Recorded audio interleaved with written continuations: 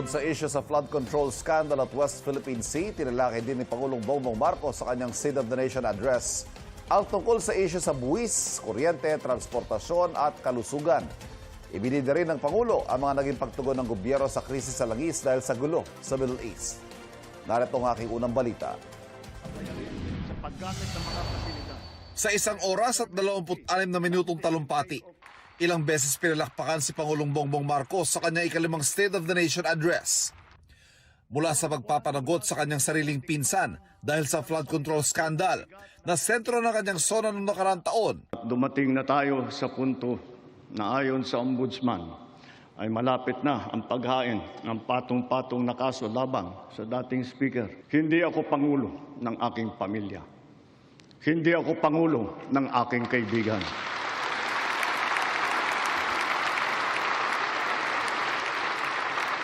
Ako ay Pangulo ng Pilipinas at ang tungkulin ko ay sa inyo, ang aking mga kapwa Pilipino. Hanggang sa matapang na pagtindig sa ating karapatan sa West Philippine Sea. We are not greedy, we are not racists, we are not liars. Pinalakpakan din ang mga usaping malapit sa sikmura ng ordinaryong mamamayan, gaya ng pagpapalawak ng tax exemption. Hindi natin kaliligtaan ang ating mga manggagawang Pilipino, lalo na ang mga middle class, pati na ang mga maliliit na negosyo.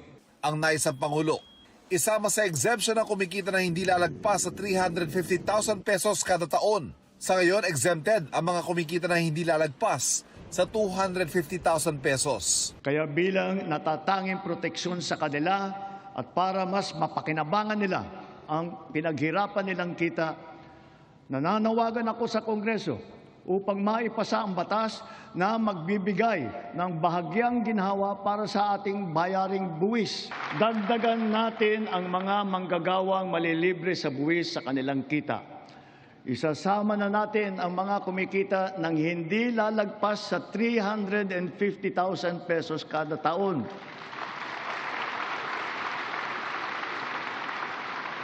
Kasabay nito ang karampatang pagbaba ng income tax ng iba parang manggagawa.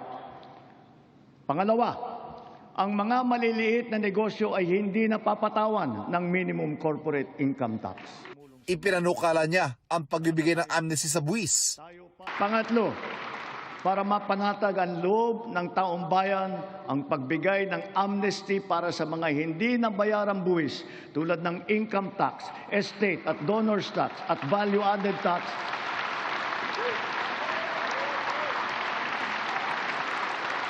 Kasama na rin dyan ang mga multa na kaakibat ng mga ito. Nanawagan din ang Pangulo sa Kongreso na amyandahan ang Electric Power Industry Reform Act o EPIRA para matanggal na ang system loss charges. Ito ang binabayaran ng mga consumer para sa mga ninanakaw na kuryente at nawawalang kuryente habang dumadaloy sa kable. Hindi naman kasalanan ng consumer kung bakit nagkaroon ng systems loss. Kaya hindi naman tama na kailangan sila pa ang pagbabayarin dito.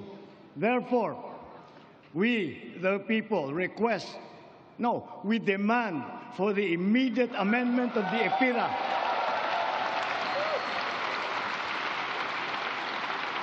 And to prohibit charging systems lost against consumers, including the value-added tax thereon.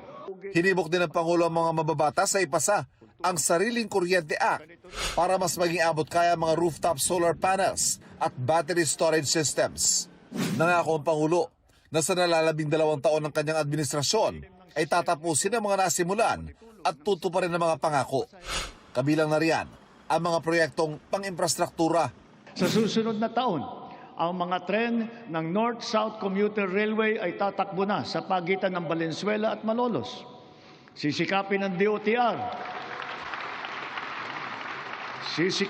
DOTR na sa pagtapos ng administrasyong ito, tapos na rin ang railway hanggang sa Clark. Sa susunod na taon, bubuksan na rin ang 12 stasyon ng MRT-7. Pati ang mas pinalawak na benepisyo pangkalusugan. Para mapaganda pa ang suporta natin sa mga batang may developmental disabilities, dodoblehin natin ang PhilHealth package para sa pagpapatingin sa therapy. Mas madali na rin daw ang pag-access sa tulong medikal sa pamamagitan ng eMyFIP program para mapabilis ang pagkuha ng serbisyo medikal para sa mga Pilipino. Ibinida rin ng Pangulo na naging maagap sila sa pagtugon na magkakrisis dahil sa gulo sa Middle East. Libuang-buwan mula sumiklab ang digmaan, ramdam pa rin natin ang bigat ng mga epekto nito sa ating bansa.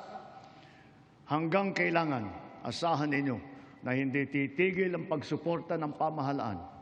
Naglaan tayo ng mahigit 60 bilyong piso para dito hanggang sa katapusan ng taon.